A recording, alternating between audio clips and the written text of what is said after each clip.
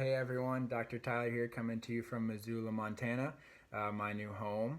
I am at the temporary headquarters for Renegade Chiropractic, also known as my kitchen.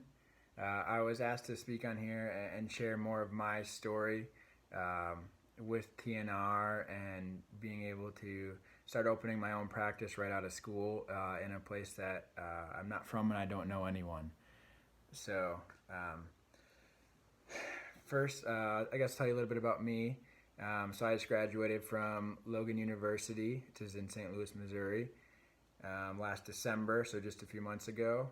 Prior to graduating, I did my preceptorship in Atlanta, Georgia, which I had an incredible experience down there with a great doc who really took me in as one of her own, showed me the ropes, and I really appreciate her for taking me into her community, and giving me lots of knowledge and stuff that had helped me out. And it's definitely a big influence on me opening my practice today. So I'm very grateful to her. I'll briefly tell you about how I met Dr. Kevin through TNR. I don't have quite an elaborate story as Dr. Adam, as you saw on here earlier. And I would also like to say that Dr. Kevin did not try to run me over. So I'm not sure if it was personal or not for Dr. Adam, but I'm just going to leave that there. So as I was getting ready to finish up with chiropractic school, I remember hearing about a lot of my friends who were graduating and they were either opening their own practices or they were becoming associates. And a lot of the associates, they were unfulfilled. They were unhappy, and they felt like chiropractic wasn't what they thought it was going to be. And as far as the ones who were opening their own practice, they said there was so much stuff that they weren't ready for. There was so much stuff that they had no idea was going to come, and it just kind of took them by surprise. So I was like, okay, well, I have all this information, what am I going to do with it, right?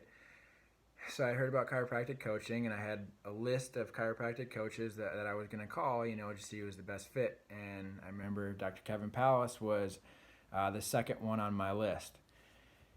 So I remember talking to him, and I remember exactly where I was when I called him. And I don't remember what we talked about, but I knew after 30 minutes that I not only wanted, but I needed him in my life.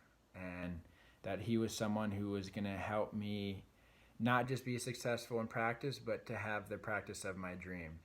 So he asked me at the end of the conversation, he says, I give you a week to think about that. Is that enough time? I said, yep, a week would be enough time. However, I was lying because I knew right then that I wanted him to coach me, but much like dating, I didn't want to give it away and seem desperate. So I managed to wait a week before calling back, and I started coaching. So that was how I met Dr. Kevin Palace. And then I guess before I go into my experience with TNR, I do have a confession to make. For those of you who know anything about me, I love dogs. I love dogs.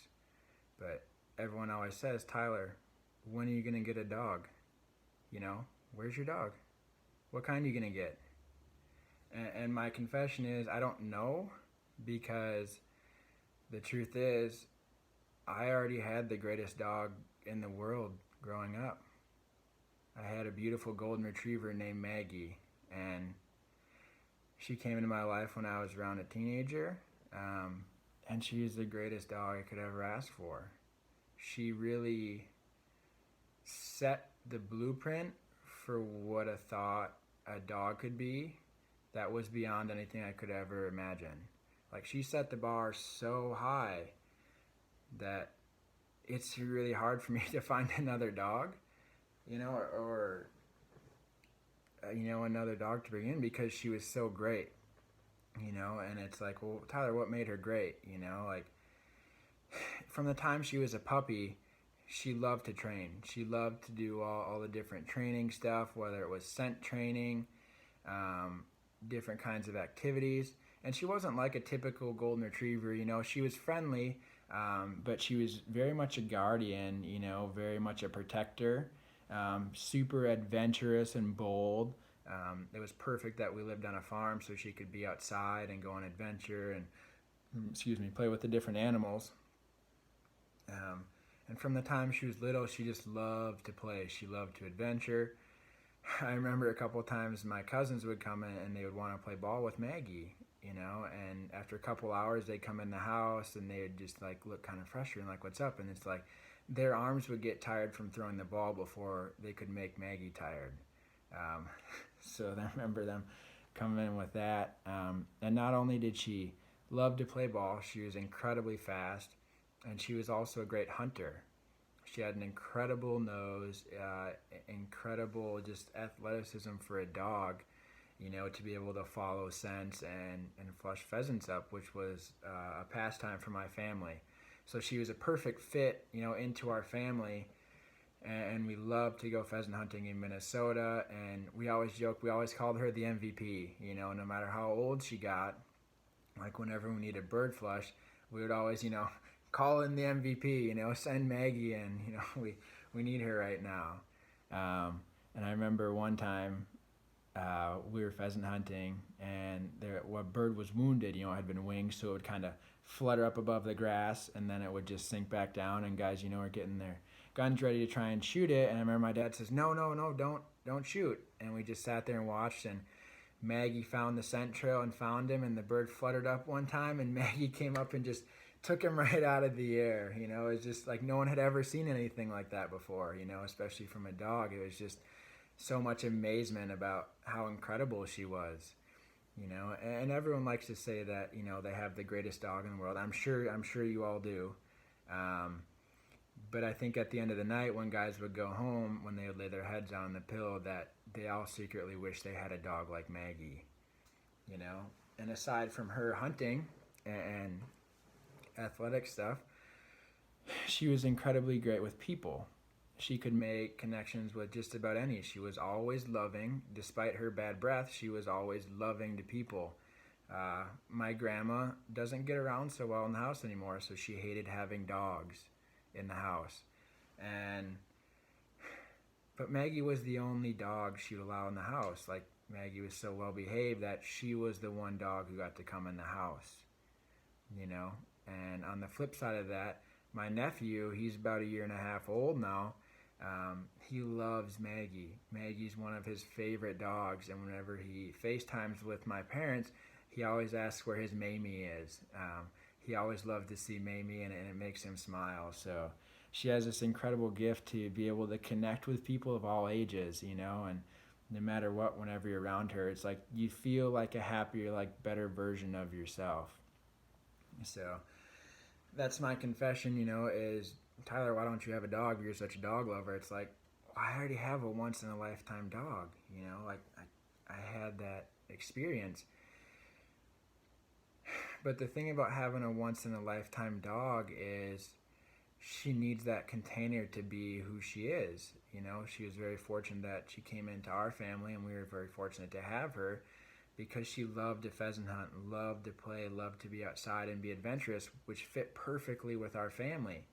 If she had been taken in by a family, who kept her inside, kept her in a cage, and didn't allow her to run and play and to really be who she is, it wouldn't have been as good of a situation, like she wouldn't have been able to truly live to her full potential and have the impact on people that she did.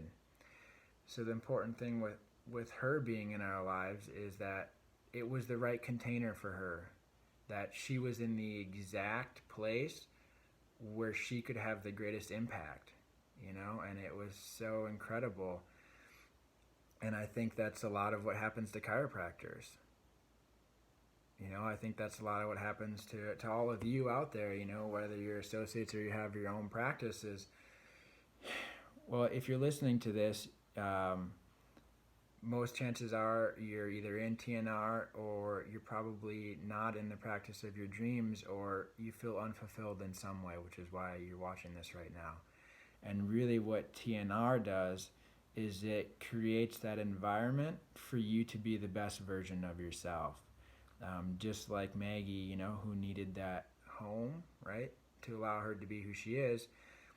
Training with TNR has really helped me to become who I am. Like, it is the perfect container for me to express who I am. And I'm very grateful for that, because it's like right out of school, I get to open the practice of my dreams. I get to do things exactly how I wanted to and how I dreamed to. And, I wasn't forced to conform or fit anyone else's model. Like, I get to be who I am, and I get to serve people to my full capacity. So TNR has given me this confidence through the training, and it's second to none. For those of you who know, it's an experience you can't even describe what it's like to be able to just serve people to like your full capacity. Like, it's such a fulfilling feeling. Like, it's almost on a soul level, really, of what you can do with people, and that's really what TNR has helped me to achieve here, in a place where I don't know anyone in Missoula. I'm not from here. I don't have family here. Like, I just moved here without knowing anyone, and I have the confidence to open a practice, not just any practice, but the practice of my dreams. And so much of that is a part of the TNR training. So for those of you who are out there listening, if any of this sparked to you, like, there might be some TNR in you. And the best part of TNR is you don't have to become someone else. Like, you just get to be you. In fact, TNR helps you become more of who you are. And it's such a freeing and inspiring feeling. So I guess I'll just leave you with this one little bit. So my grandfather passed away when I was young, but he still had such a huge impact on me. He was such a great role model and leader, and with so much talking, I don't remember the words he said to me, but I remember the things he showed me. I remember how he was, and I remember how he did things by example. And he was one of the people who would always come to my sporting events, always supported me, but he always used to tell me three things. He always used to say, work hard, have fun, and make a difference. And I think all three of those things are really, in a way, embodied by TNR. Like, we do train hard. And we certainly have a lot of fun. We have so much fun all the time with everything we do, and we make a difference. You make a difference not just in your practice, your community, but you make a global difference through Love Has No Color. And what I think is the most important is you make a difference within your family. Like, you make a difference for the people that you love, the people that you care about. That I'm able to show up for my nephew in a way now that I might not have been before. I get to show up for the people in my life, who matter, and I get to be the best version of myself for them because of my TNR training that has really helped me to become who I am. So if you're out there, if you're interested, TNR just might be for you. If you're willing to put in the work, willing to do the training, like, TNR might be for you. And I encourage you to do so, because you never know what you're going to find or who you're going to meet, or how your life is going to change. So thanks for having me on. It's a great honor and a privilege. So thank you.